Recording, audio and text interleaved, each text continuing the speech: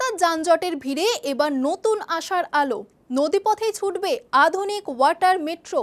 হুগলির বুক চিরে দ্রুত পরিবেশ বান্ধব যাত্রার প্রতিশ্রুতি। বদলে যাবে শহরের যাতায়াতের ছবি। চলুন দেখে নেই এই নতুন পরিষেবা কতটা স্বস্তি আনবে নাগরিকের জীবনে। কলকাতার পরিবহন ব্যবস্থায় আসতে চলেছে বড় পরিবর্তন। শহরের বুক চিরে বয়ে যাওয়া হুগলি নদীকে কাজে লাগিয়ে চালু হতে চলেছে ওয়াটার মেট্রো পরিষেবা।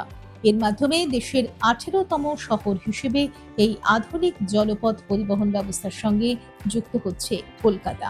এই ওয়াটার মেট্রো হবে সম্পূর্ণ ব্যাটারি চালিত এবং পরিবেশ বান্ধব। ফলে দূষণ কমবে এবং শহরের পরিবেশ রক্ষায় গুরুত্বপূর্ণ ভূমিকা নেবে এই প্রকল্প। পাশাপাশি এটি হবে দ্রুত ও বিকল্প গণপরিবহন ব্যবস্থা, যা শহরের যানজট কমাতেও সাহায্য করবে বলে মনে করা হচ্ছে। এই পরিষেবার জন্য হুগলি নদীর দুই পাড়ে বেশ কিছু ঘাটকে নতুনভাবে সংস্কার ও সৌন্দর্যায়ন করা হচ্ছে। যাত্রীদের সুবিধার কথা মাথায় রেখে ঘাটগুলিতে আধুনিক অবকাঠামো তৈরি করা হচ্ছে। প্রবীণ ও বিশেষভাবে সক্ষম ব্যক্তিদের জন্য এই পরিষেবা সম্পূর্ণভাবে সহজলভ্য করা হবে। বিশেষজ্ঞদের মতে কলকাতার মতো নদী ঘেরা শহরে জলপথ পরিবহন আরো বেশি কার্যকর হতে পারে। এতে সময় বাঁচবে এবং যাত্রা হবে আরো স্বস্তিদায়ক। ইতিমধ্যেই দেশের কিছু শহরে এই ধরনের পরিষেবা চালু হয়েছে এবং সেখান থেকে ভালো সাড়া মিলেছে।